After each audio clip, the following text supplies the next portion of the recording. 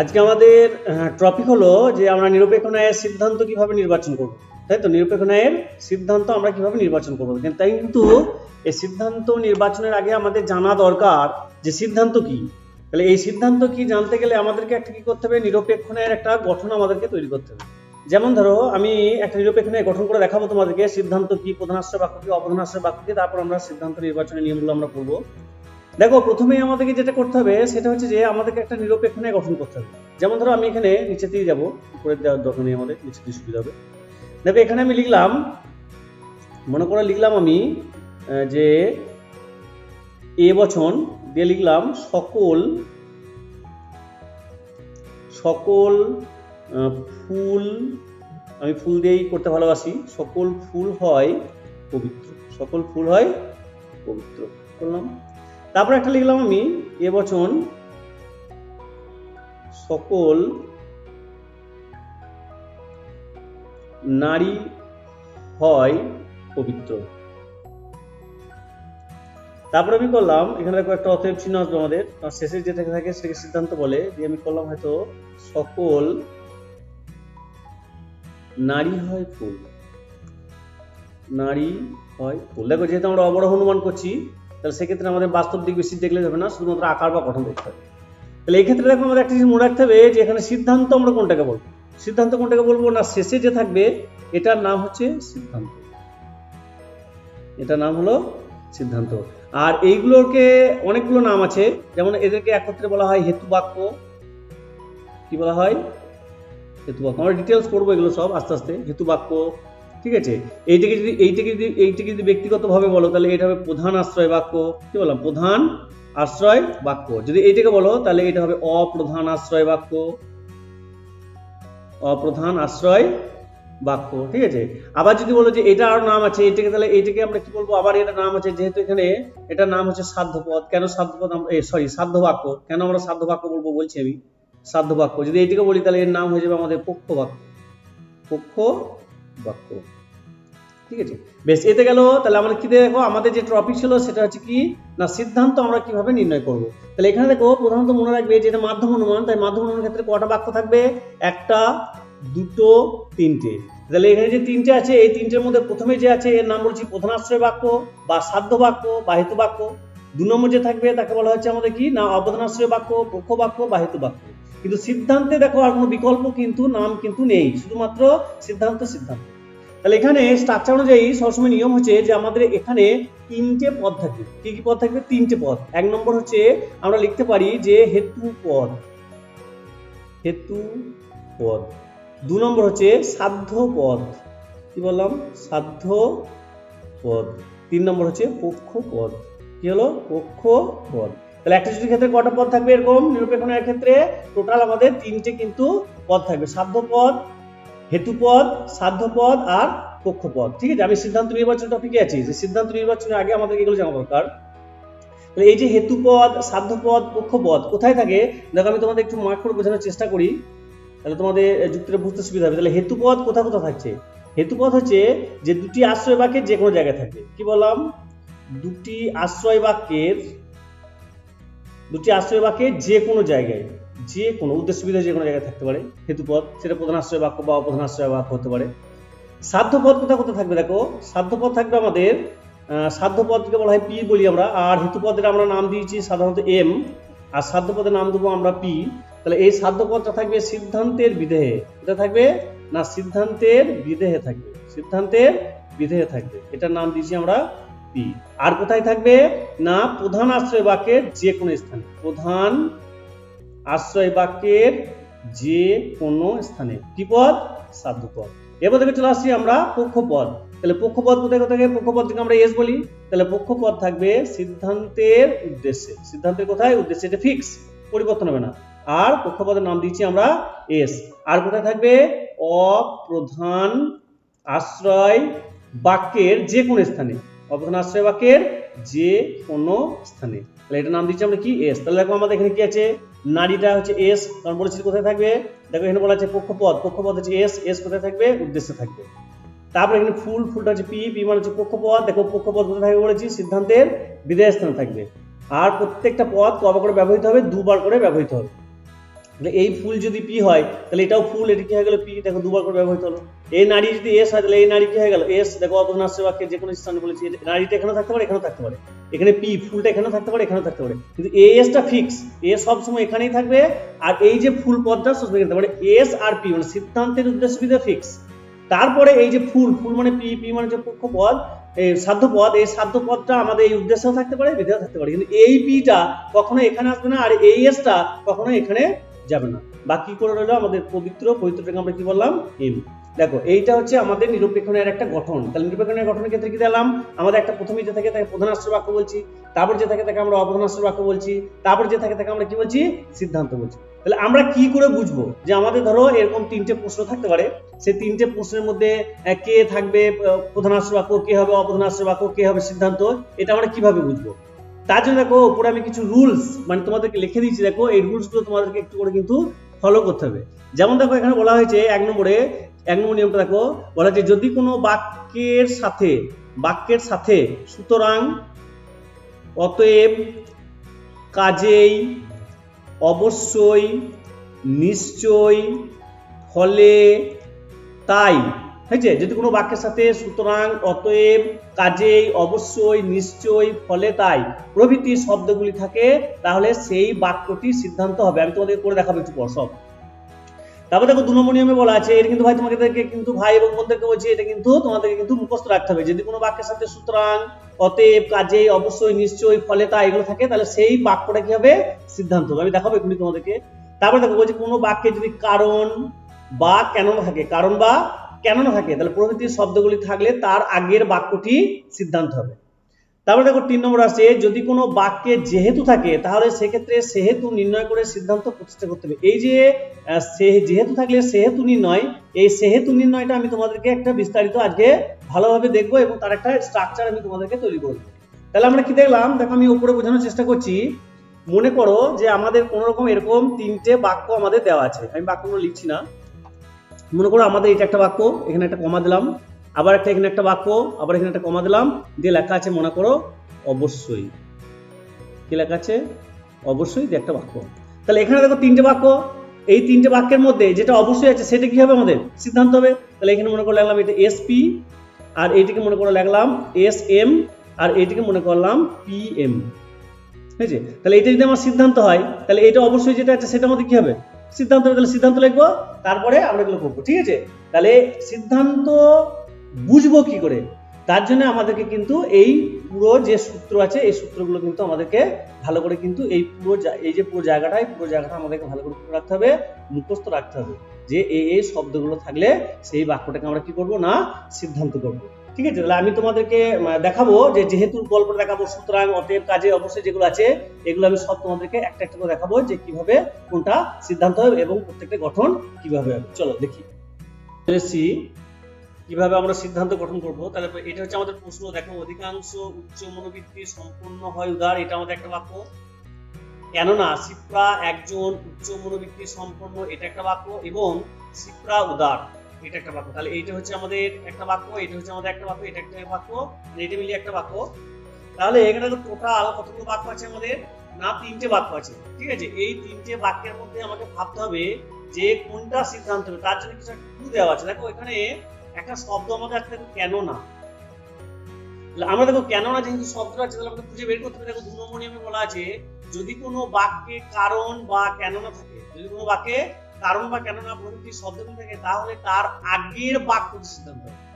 কেননা যদি এটা হয় তাহলে আমার আগের বাক্য কে এইটা, অধিকাংশ উচ্চ মনোবৃত্তি সম্পূর্ণ হয় উদার, তাহলে এই বাক্যটাকে আমরা সিদ্ধান্ত করব।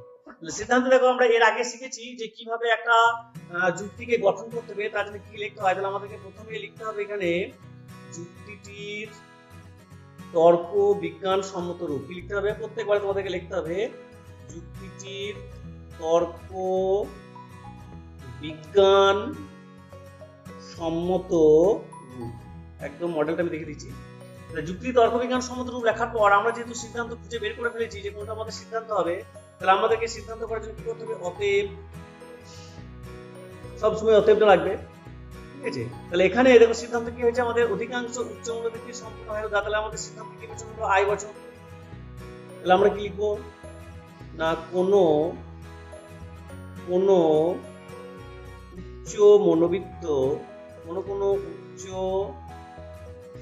মনোবৃত্তি হচ্ছে এটা, সরি, কোনো উচ্চ মনোবৃত্তি হয়, সম্পূর্ণ লিখতে পারো, কোনো অসুবিধা না লিখলে চলবে, কোনো উচ্চ মনোবৃত্তি হয় উদার। লেখার সঙ্গে সঙ্গেই আমাকে এখানে লিখতে হবে সিদ্ধান্ত, লিখে দিলাম আমরা সিদ্ধান্ত। লেখার পর দেখো কোনো উচ্চ মনোবৃত্তি যেটা বলেছে, তাহলে এই উচ্চ মনোবৃত্তিটা কি লিখবো আমরা? এস। এস মানে কি পদ বলেছি আমরা? পক্ষপদ। কি পদ? পক্ষপদ। আমরা এর আগে দেখেছি মডেলে যে সবসময় পক্ষপদ দুটো থাকবে, দুটো সিস্টেম। তারপর দেখো আছে উদার, তাহলে উদারটাকে আমরা কি বলবো? পি। পি মানে কি পদ? পক্ষপদ। এরপরে দেখো আমাদের সুন্দরভাবে বলা হয়েছে যে এস অর্থাৎ পক্ষপদ। পক্ষপদ কোথায় থাকে?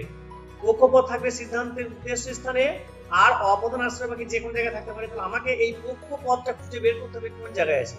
তাহলে এই যে পক্ষপদ, তাহলে পক্ষপদটা আমরা খুঁজে বের করে দেখি যে এই উচ্চ মনোবৃত্ত যেখানে থাকবে সেই বাক্যটা আমাদের অপদান আশ্রয় বাক্য হবে। তাহলে সিপ্রা একজন উচ্চ মনোবৃত্ত, তাহলে এই যে সিপ্রা একজন উচ্চ মনোবৃত্ত, তাহলে এটার মধ্যে কি হবে না এ বচন, এবং এটা হবে আমাদের অপদান আশ্রয়। তাহলে আমরা কি লিখবো? সিপ্রা, কারণ এটা বিশিষ্ট বচন, আমরা সকলে লিখতে পারি না। সিপ্রা হয়, লিখে দেবো উচ্চ মনোবৃত্তি, ব্যাস, উচ্চ মনোবৃত্তি। তাহলে এটা আমাদের কি হয়ে গেল? অপ্রধান আশ্রয় বাক্য। এইভাবে আমাদেরকে করতে হবে, অপ্রধান আশ্রয় বাক্য। কখনোই কিন্তু আগে প্রধান আশ্রয় বাক্য করতে হবে না, প্রথমে সিদ্ধান্ত আসবে, এস লিখে দেবে। তাহলে এই উচ্চ মনোবৃত্তি যদি এস হয়, তাহলে এইটাও উচ্চ মনোবৃত্তি, তাহলে আমাদের কি হয়ে গেল? এটা এস। ঠিক আছে, তাহলে এস। এস মানে কি বলেছি? পক্ষপদ। ঠিক আছে, তাহলে এখানে সিপ্রা, সিপ্রা এখন বাদ রইলো।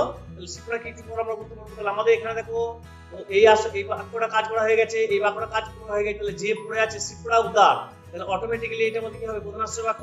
তাহলে আমরা লিখবো এই বচন, কি লিখবো? সিপ্রা হয় উদার। সিপ্রা হয় কি হয়ে গেল আমাদের? উদার। সিপ্রা হয় উদার, তাহলে কি হয়ে গেল? প্রধান আশ্রয় বাক্য। প্রধান আশ্রয়, ঠিক আছে, প্রধান আশ্রয়।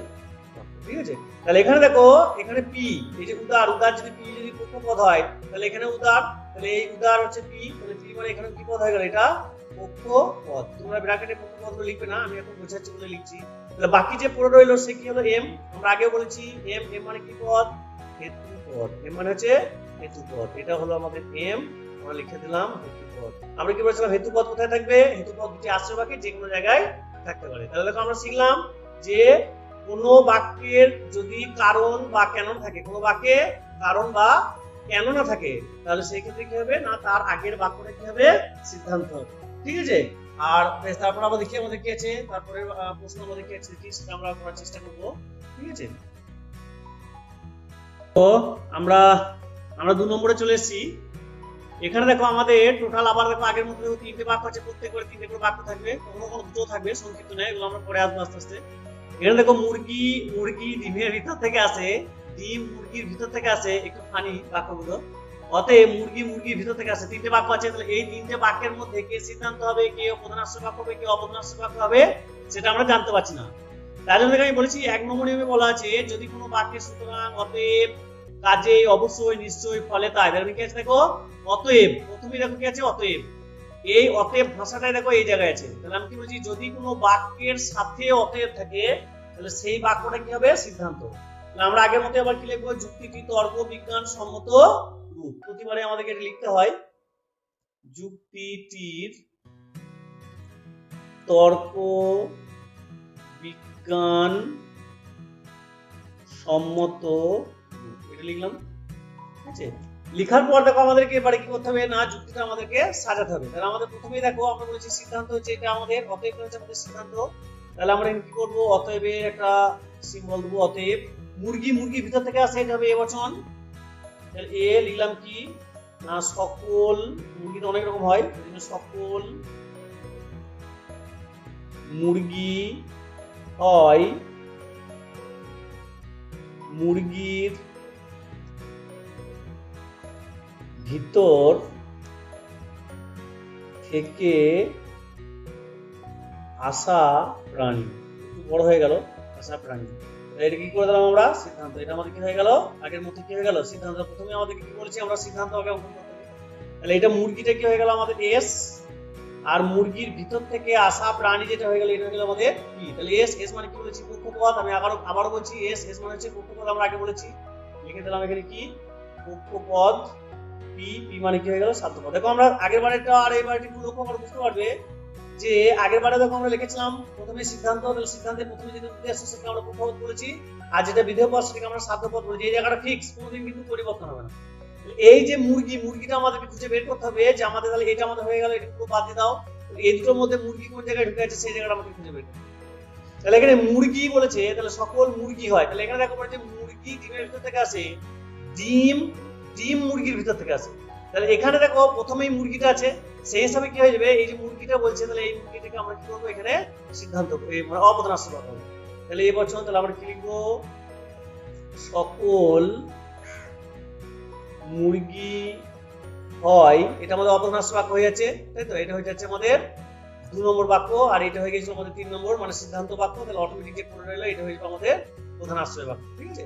তাহলে সকল মুরগি হয় ডিমের ভিতর থেকে, মুরগি হয় ডিমের ভিতর থেকে আসা প্রাণীগুলো, এটা হয়ে গেল আমাদের কি অপ্রধান আশ্রয় বাক্য, অপ্রধান আশ্রয় বাক্য। তাহলে এক নম্বর কি আছে, মুরগি ডিমের ভিতর থেকে আসে, সরি ডিম মুরগির ভিতর থেকে আসে, তাহলে এ বচন, তাহলে কি লিখবো, সকল ডিম হয়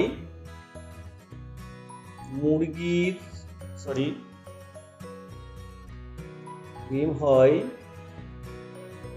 মুরগির ভিতর থেকে আসা প্রাণী, এদিকে হয়ে গেল আমাদের প্রধান আশ্রয় বাক্য, এটা হয়ে গেল আমাদের প্রধান আশ্রয়। চলো, তাহলে এই মুরগি যদি এস হয় তাহলে এটাও মুরগি, তাহলে মুরগি কি হয়ে গেল আমাদের এস, তাহলে এটার নাম হয়ে গেল কি কক্ষপথ।